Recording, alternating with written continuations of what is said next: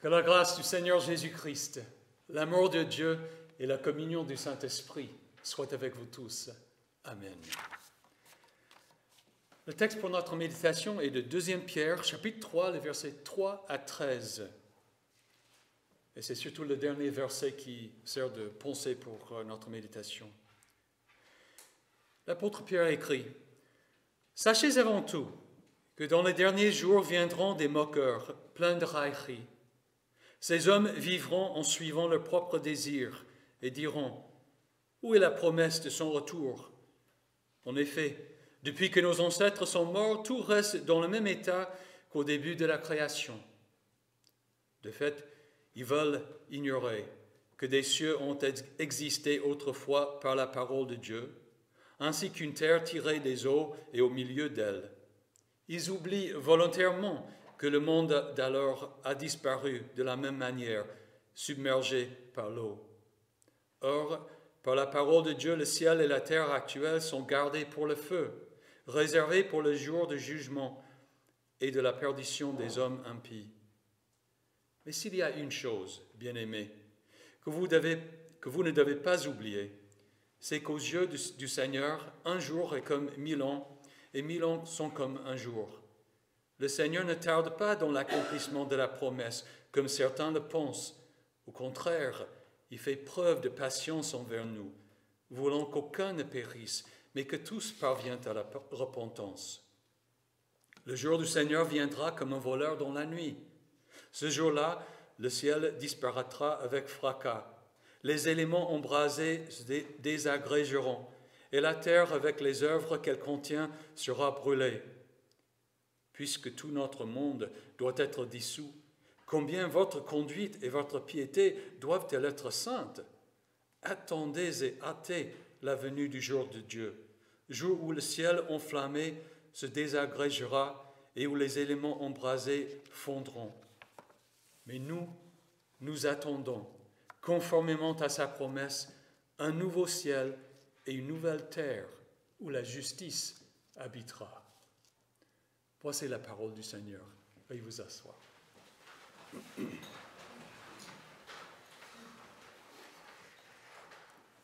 Dans les évangiles, il est raconté quelquefois que Jésus et ses disciples se sont écartés des foules pour aller dans un endroit isolé afin de prier et de se reposer.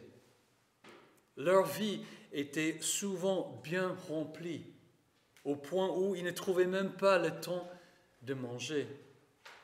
Dans une telle situation, on a besoin de repos, d'un peu de recul pour retrouver ses repères et sa direction dans la vie. Ils avaient besoin de se rappeler pourquoi ils parcouraient les villages pour annoncer la bonne nouvelle, pour guérir les malades et chasser les démons. Tout cela, c'était pour préparer la venue du royaume de Dieu, le jour du Seigneur, la fin du monde. C'était pour attendre, conformément à la promesse de Dieu, un nouveau ciel et une nouvelle terre où la justice habitera. Ce dimanche de la Toussaint, nous faisons la même chose. Nous prenons un peu de recul pour nous rappeler ce que nous attendons, ce que sera le fruit de notre foi et de notre bon combat. En effet, nous aussi pouvons être dépassés par tout ce qu'il y a à faire dans la vie, si nous perdons de vue le but de notre vie.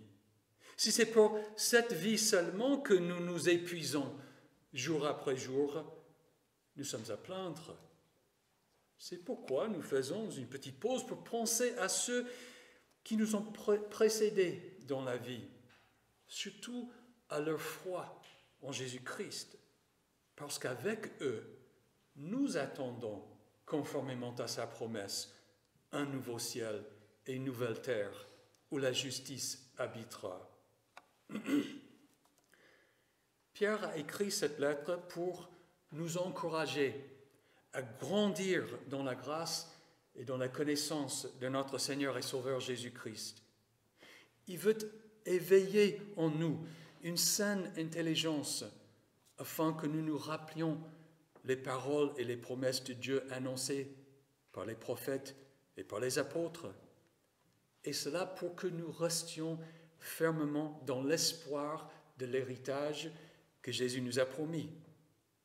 En effet, grâce aux promesses de Dieu, nous pouvons fuir la corruption qui existe dans le monde par la convoitise et devenir participants de la nature divine. Cela ne veut pas dire que nous allons devenir de petits dieux, mais que nous allons habiter un nouveau monde dans la présence de Dieu. Jésus avait dit, « Heureux ceux qui ont faim et soif de la justice, car ils seront rassasiés. » Nous serons rassasiés justement quand Jésus reviendra pour juger les vivants et les morts et pour créer un nouveau ciel et une nouvelle terre où la justice habitera. Je n'ai pas à vous dire que beaucoup de monde ne croient pas du tout que Jésus va revenir pour nous prendre, pour que nous soyons avec lui. En fait, 2000 ans après la résurrection de Jésus, il y a beaucoup de chrétiens qui s'interrogent à ce sujet. Dans la première génération de chrétiens, certains craignaient que leurs parents et amis décédés n'aient raté le retour de Jésus et la résurrection des morts. Paul a dû rassurer 2 fois les croyants de la ville de Thessalonique à cet effet.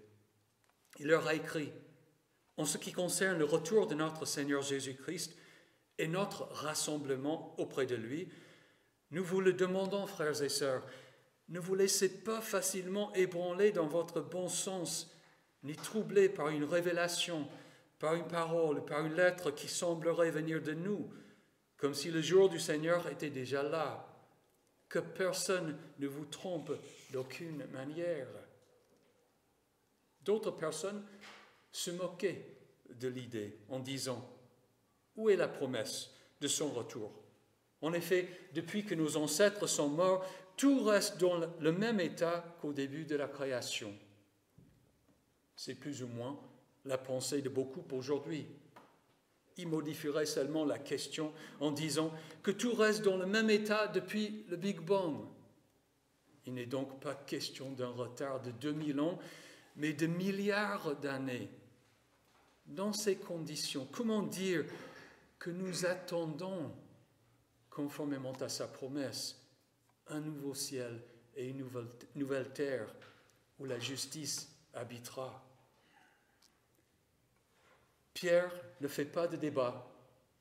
Il répond en disant que ces gens veulent oublier la création du monde par la parole de Dieu.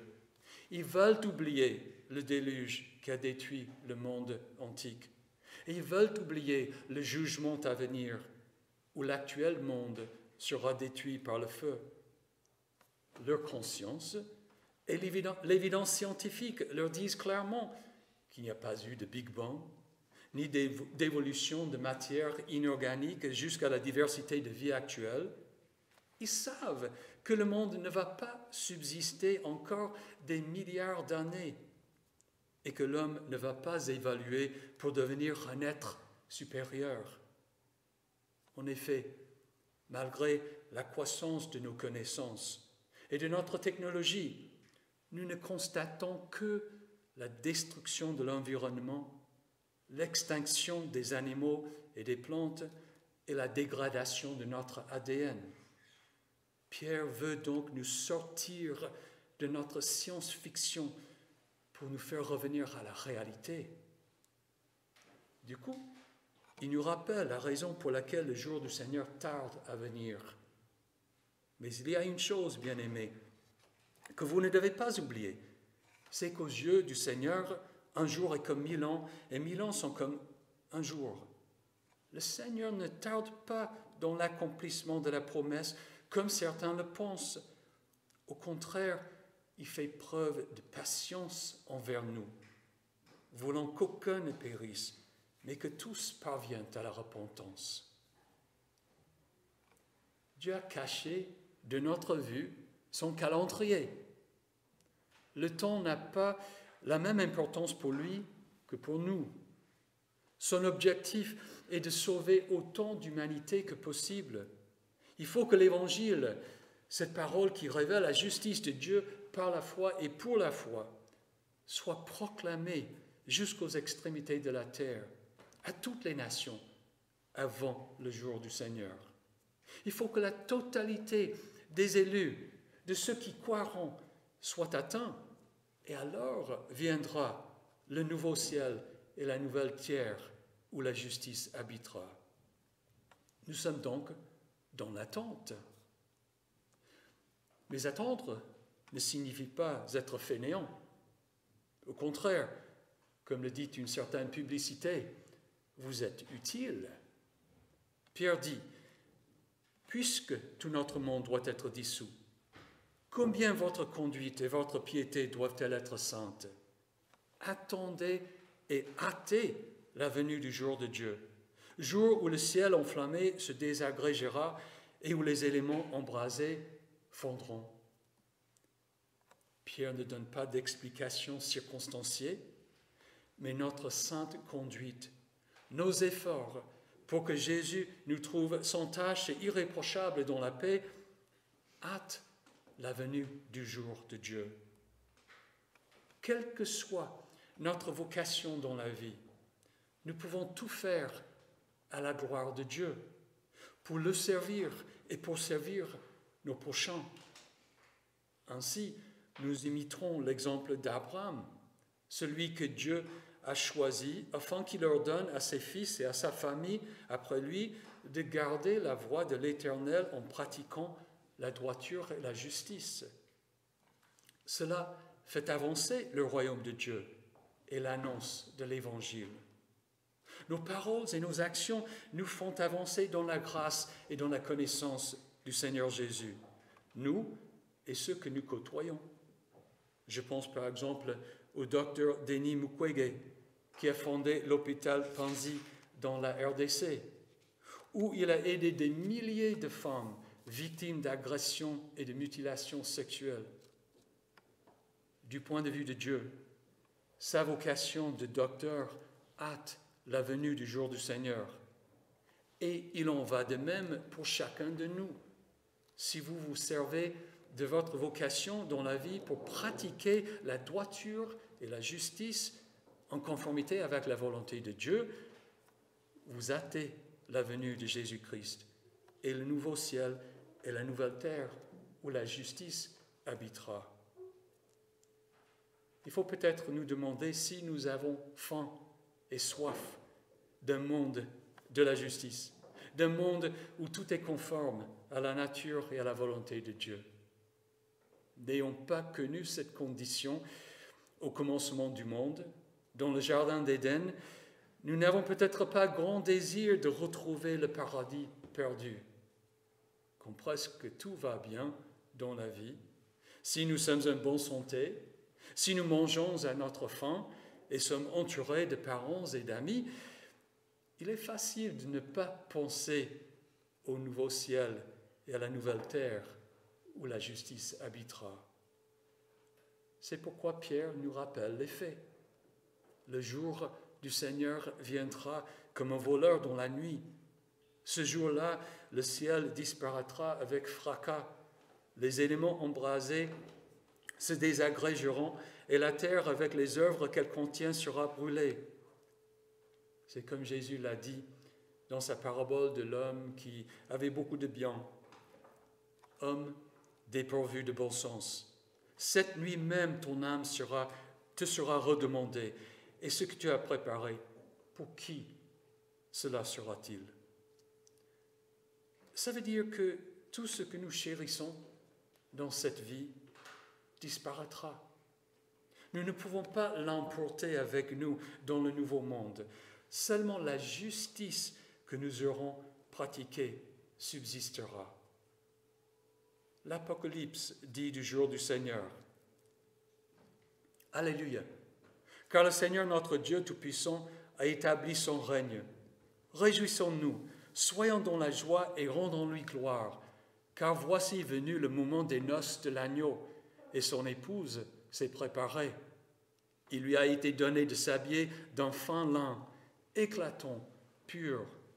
En effet, le fin lin Ce sont les œuvres justes des saints. Nous attendons, conformément à sa promesse, un nouveau ciel et une nouvelle terre où la justice habitera. Et nous pouvons attendre ce paradis grâce à Jésus-Christ, car lui est devenu, par la volonté de Dieu, notre sagesse, notre justice, la source de notre sainteté et notre libérateur. En effet, celui qui n'a pas connu le péché, il a fait devenir péché pour nous, afin qu'en lui, nous devenions justice de Dieu. Nous voulons donc marcher devant Dieu dans la sainteté et dans la justice tous les jours de notre vie, parce que Jésus nous a pardonné toutes nos fautes et nous a transformés par son esprit. Il est notre justice parce qu'il nous a rendus justes devant Dieu.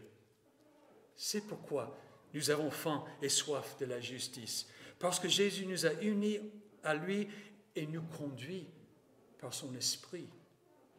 Nous voulons rechercher le royaume et la justice de Dieu parce que nous sommes comptés parmi ceux qui ont été éclairés, qui ont goûté aux dons célestes, qui ont eu part au Saint-Esprit, qui ont goûté à la bonne parole de Dieu et aux puissances du monde à venir.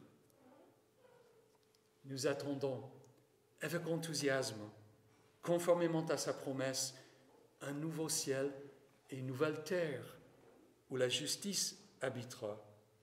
Et c'est pourquoi nous avons chanté tout à l'heure. Pour tous les saints qui t'ont donné leur vie, témoins, martyrs, entrés dans tes parvis, nos cœurs, Jésus, chantent ton nom béni. Alléluia, alléluia. Aide-nous, accorde-nous même fidélité, ardeur pour vivre dans ta vérité, qu'un jour, par toi, nous soyons couronnés. Alléluia, alléluia. Que la paix de Dieu, qui dépasse tout ce que l'on peut comprendre, garde votre cœur et vos pensées en Jésus-Christ pour la vie éternelle. Amen.